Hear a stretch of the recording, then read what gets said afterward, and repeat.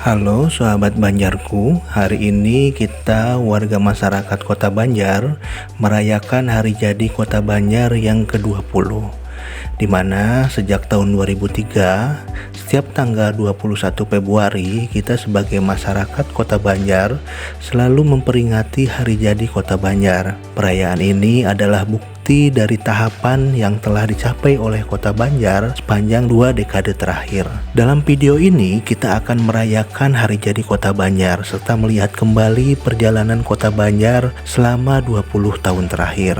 Banjar merupakan salah satu kota yang terletak di bagian paling timur Provinsi Jawa Barat. Karena itulah Kota Banjar menjadi pintu gerbang Provinsi Jawa Barat jalur nasional dari arah Jawa Tengah di bagian selatan Pulau Jawa. Kota ini memiliki luas daerah yang relatif kecil, yakni sekitar 11.349 hektar. Terdiri dari 4 kecamatan, yakni Banjar, Langensari, Pataruman, dan Purwaharja, dengan 9 kelurahan serta 16 desa. Kota Banjar dikenal juga dengan nama Banjar Patroman atau Pataruman, yang artinya dari kata hutan tarum, dan saat ini dikenal luas sebagai kota idaman. Namun apakah kalian ada yang belum tahu atau tidak mengetahui apa makna dari slogan idaman pada Kota Banjar?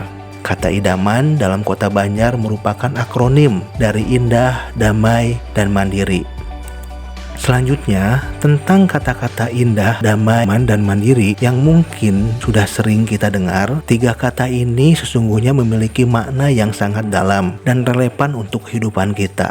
Pertama, kata indah. Kata ini merujuk pada keindahan, baik secara fisik maupun batin. Keindahan bisa terlihat dalam bentuk pemandangan alam yang masih asri, seni budaya yang masih terpelihara, atau bahkan dalam interaksi antar manusia. Mengapresiasi keindahan dalam kehidupan sehari-hari bisa membawa kebahagiaan dan kepuasan dalam hidup antar masyarakat Kota Banjar. Namun pertanyaannya adalah, apakah saat ini kita masih dengan mudah melihat tumbuh dan berkembangnya seni budaya asli orang Banjar, ataupun melihat pemandangan alam yang asri di sekitaran Kota Banjar? Tentunya kita harus melihat fakta tersebut sebagai bahan refleksi. Kedua, kata damai. Kata ini merujuk pada kedamaian, keharmonisan, dan ketenangan dalam hidup. Di dunia yang seringkali penuh dengan konflik dan kecemasan, menciptakan lingkungan yang damai dan harmonis adalah suatu yang sangat penting. Kita dapat menciptakan kedamaian dalam hidup dengan berkomunikasi dengan baik, memahami perspektif orang lain, dan menghargai perbedaan, sehingga Kota Banjar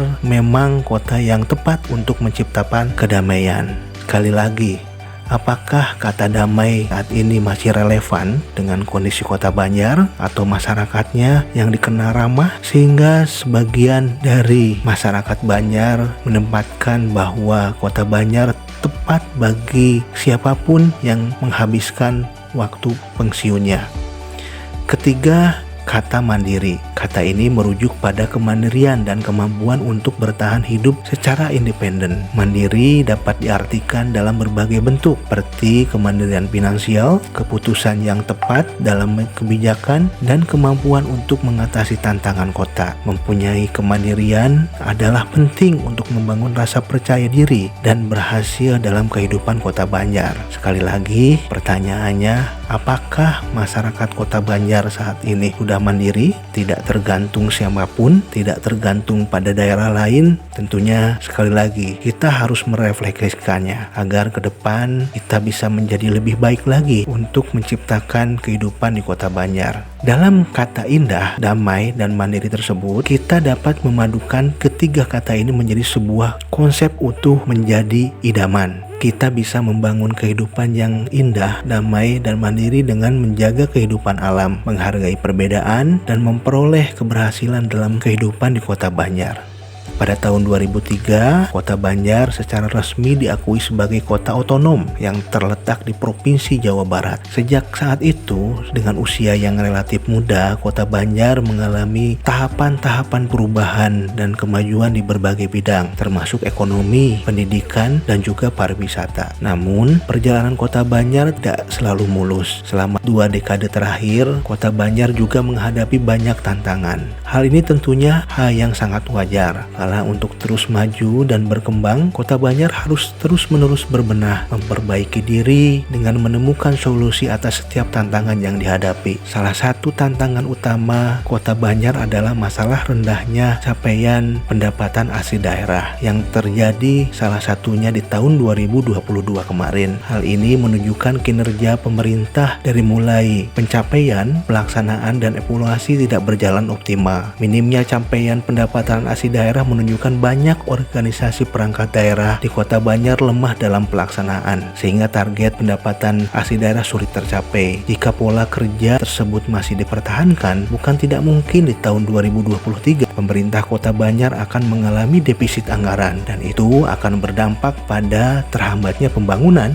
Tantangan kedua yang dihadapi oleh Kota Banjar adalah kemiskinan. Meskipun ekonomi Kota Banjar telah berkembang, namun masih banyak masyarakat yang hidup di bawah garis kemiskinan, di mana sejak berdiri tahun 2003 sampai dengan sekarang, angka kemiskinan Kota Banjar selalu konsisten di angka 2 digit. Tentunya kondisi ini sangat memprihatinkan. Untuk hal ini, pemerintah dan masyarakat harus bekerja sama agar untuk menciptakan program dan kebijakan yang berfokus pada pengentasan kemiskinan. Tantangan ketiga adalah meningkatkan sektor pariwisata. Kota Banjar memiliki banyak potensi pariwisata seperti Situ Mustika, Gunung Mandalare, Situ Letik, dan banyak tempat lainnya yang dapat dikelola dan dijadikan destinasi wisata baru di Kota Banjar. Nah, untuk mewujudkan hal ini tentunya diperlukan upaya lebih dalam untuk menarik investasi guna mempromosikan pariwisata Kota Banjar dan meningkatkan fasilitas pariwisata yang ada, serta didukung tentunya dengan sumber daya manusia yang sadar wisata. Untuk itu, pemerintah Kota Banjar harus lebih piawai menciptakan terobosan, salah satunya dengan menciptakan kemudahan atau iklim berinvestasi. Bebaskan para investor dari pungutan-pungutan yang tidak perlu dan berikan insentif pajak kepada mereka.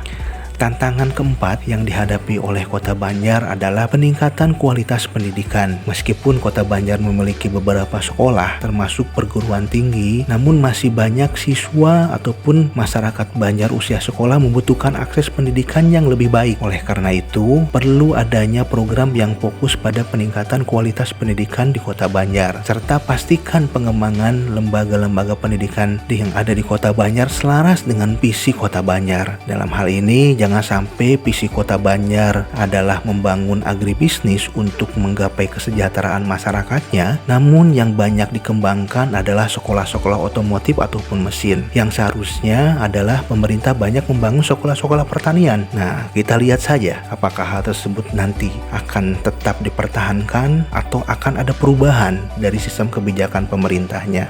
Demikian tantangan ke depan yang harus dihadapi Kota Banjar. Namun dengan semangat gotong royong dan kerja keras, kita dapat melewatinya bersama. Selamat Hari Jadi Kota Banjar yang ke-20. Mari kita tetap membangun Kota Banjar dengan semangat kebersamaan dan kolaborasi agar Kota Banjar dapat terus maju dan berkembang.